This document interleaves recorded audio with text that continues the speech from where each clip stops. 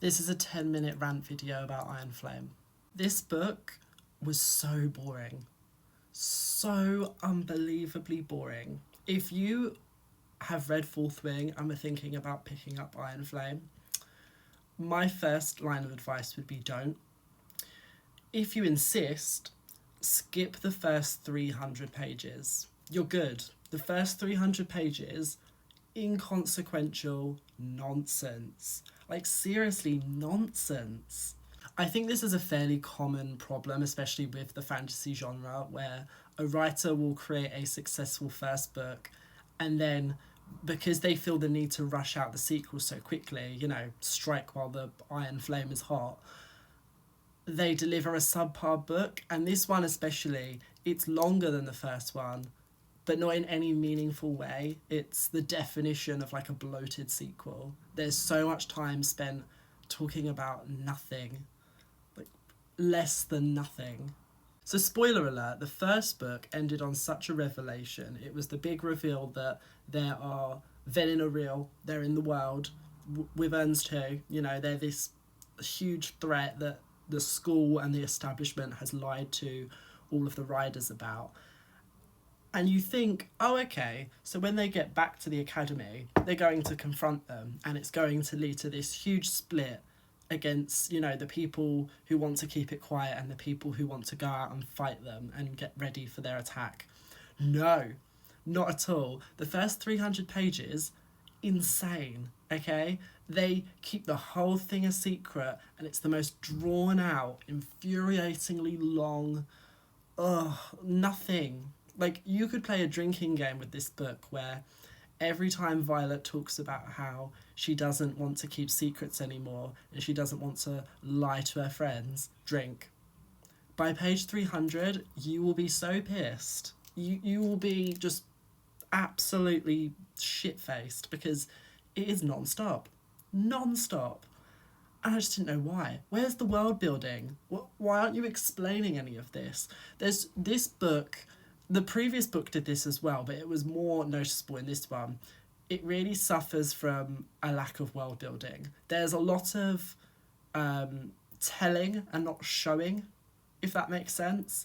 Like, normally a competent fantasy writer can explain to you how this world works and you at least feel somewhat, introduced to it. You feel like, oh, I know what's going on here.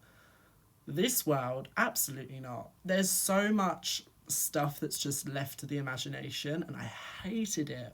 Because sure, the first book was basic. Like, Fourth Wing is not, a classic for the ages. But it was light relief. That's why I enjoyed it. This book, basic to the point of infuriation. I was angry so often at things that would just be left out, and I'd be like, oh, we're just leaving it like that? Okay. Like, so much of it was dominated by this very cliche, very drawn-out romance between Violet and Xaden. In the first book, it was much sweeter. In this book, I was like, oh, I'm so tired. Is it just me? I was so tired. Another thing that I don't like about this writer is that Yarros doesn't know how to pace a reveal. Like, the things she thinks are going to be the big surprises and the twists, you see them from miles away. It was like that in the first book, it's like that in this one. And then the things that are actually surprising are so inexplicably out of the blue that you're not entertained, you're just angry because you're like, well, you just pull that out of your ass. There's no reason that should happen. You are just trying to get a reaction from me, and you've succeeded. But that reaction is maddening frustration because no, absolutely not. The biggest example was at the halfway point, Jack Barlow. So Jack Barlow, who in the first book was Violet's nemesis, and she basically murders him. Like, she strikes him with lightning and he gets crushed under a mountain and he's very clearly dead. Somehow Palpatine returned, because in the second book he's alive and kicking, and they're like, oh yeah, they mended him. No, nonsense. Like, when a character dies that way, point of no return, just bring him back. It was so much nonsense. And then after they bring him back, for the next 200 pages you don't hear from him at all. Like, he saves Violet once when she's about to, like, fall to her death from, like, an assassin. But after that, nothing until the very end when he actively, works against them, and there's this big reveal that, oh, he was corrupted by venom, that's how he came back from the dead. It's like, no, lazy writing, nonsense. You can't just pull these crazy twists out of your butt and expect me to believe them. I felt like Annie Wilkes in Misery. It was very like he didn't get out of the cock-a-doodie car. Like, it was, this book makes my blood boil. Can we talk about the spice? So sometimes there are smatterings of adult material in these books, but the way that Yarros writes sexual scenes leaves a lot to be desired. It's very, like, I don't claim to be an expert in, writing erotica, but it just feels very panned out. Like, it goes through the motions, and she puts in all these platitudes and metaphors, and it just, I feel like I could read 100 other books that have scenes exactly word for word like what she's describing. It just doesn't feel special. And I don't claim to be this big expert, but, like, I read enough fan fiction in my formative years to know what, like, true adult material sounds like when it sounds good.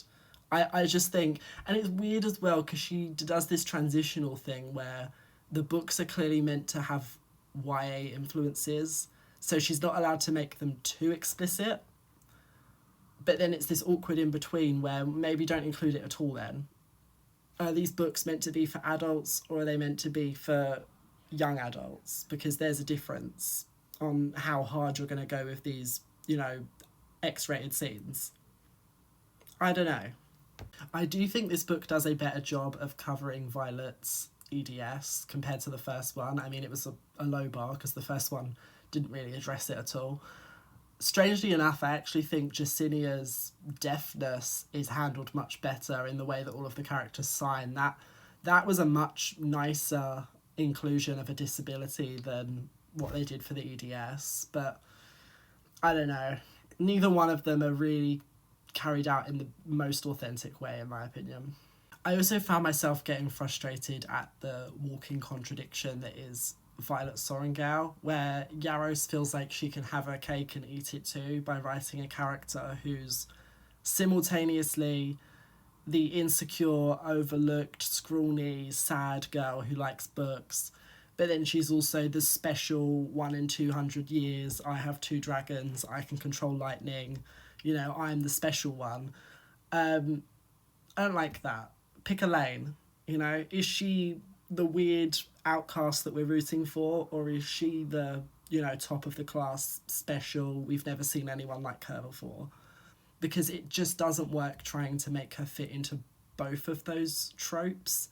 And either way, both of them are very drawn out caricatures, so maybe write something more interesting, but don't try and do both, because inconsistent. So we get to the ending, and spoiler alert, spoiler alert, spoiler alert, they have a final battle with the Venin. The ending is almost identical to how the first book ends. Like, they have a final battle, a major character dies. Only in the first book, when Liam died, it was much more emotionally engaging because we actually cared for Liam. In this book, the mum dies, like Violet's mum dies. And, like, sure, that's sad, but none of the kids ever seem to really get on with their mum, and at least they had each other, so her sacrifice just didn't have as much weight to it. Oh, and then we find out that Xaden has been, like, taken over by the Venin, but he's trying to fight it, so the third book's going to be this annoying Jacqueline Hyde, like, oh no, I want to drain Violet's power, but also I love her, and I really don't think I'm picking it up. This book really lost me. Like, you wrote this sequel too quickly, and it's a mess. And I think anyone can see it's a mess. Like, I was very generous with the first book. It had flaws, but I still liked it. Not this one.